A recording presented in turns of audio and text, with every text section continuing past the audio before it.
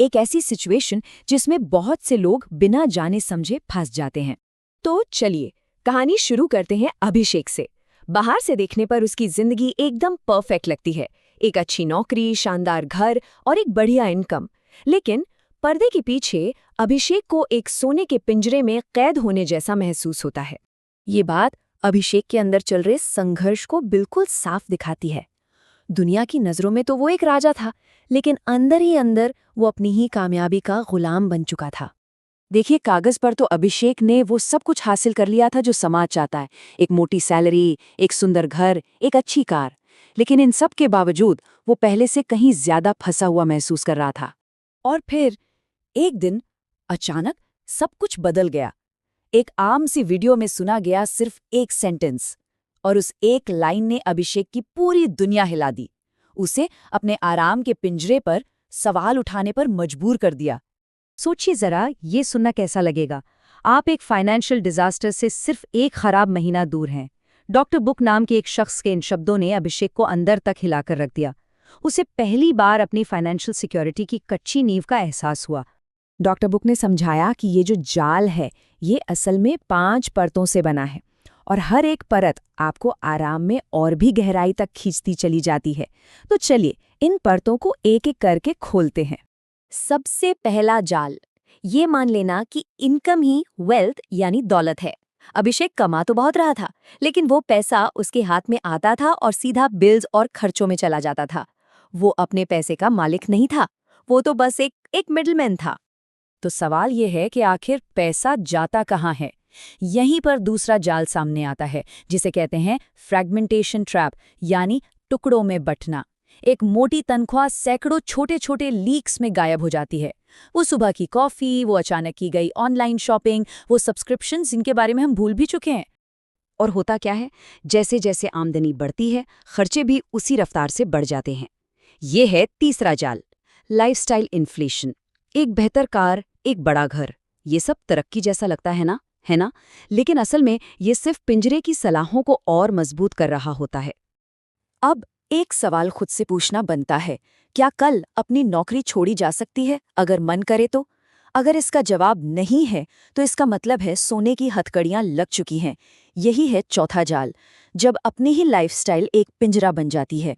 और सबसे आखिर में आता है 5वां और सबसे जरूरी जाल, द गैप, मतलब जो इनकम है और जो खर्चे हैं उनके बीच का फासला।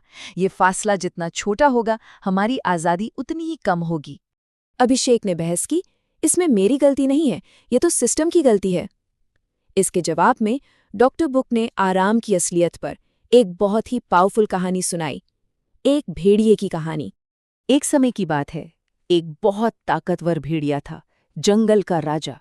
लेकिन वो रोज रोज शिकार करने, पीछा करने और जिंदा रहने की इस जद्दोजहद से थक चुका था। और फिर उसकी ये इच्छा पूरी भी हो गई। उसे खानाबदोशों का एक कैंप मिला, जहां उसे बिना कोई मेहनत किए बचा खुचा मांस आसानी से मिल जाता था। अब शिकार की कोई जरूरत ही नहीं थी। लेकिन इस आसान जिंदगी की एक भारी कीमत थी। शिकार की चुनौती के बिना भेड़िए के मसल्स कमजोर हो गए और उसके शिकार करने के इंस्टिंक्ट्स कुंद पड़ गए।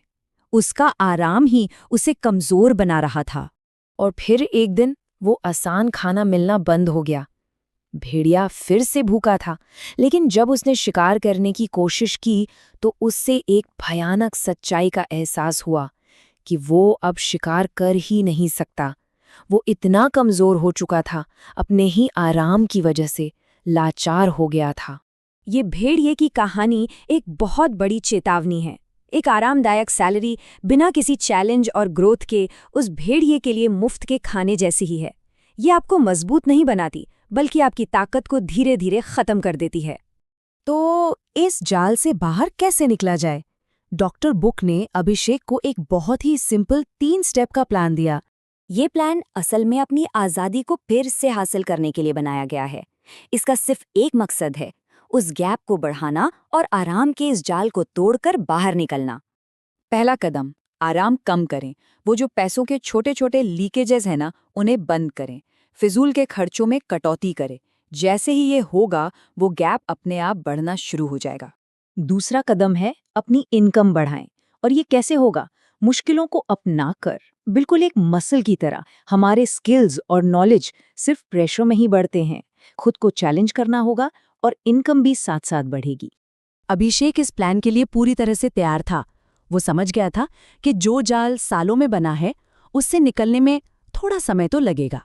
1 साल तेजी से निकल गया और अभिषेक में जो बदलाव आया वो हैरान करने वाला था। हाँ, उसकी इनकम डबल हो गई थी, लेकिन उससे भी ज्यादा जरूरी बात ये थी कि उसके अंदर की वो आग वापस जल उठी थी। उसने अपने काम में मकसद और खुशी को फिर से ढूंढ लिया था।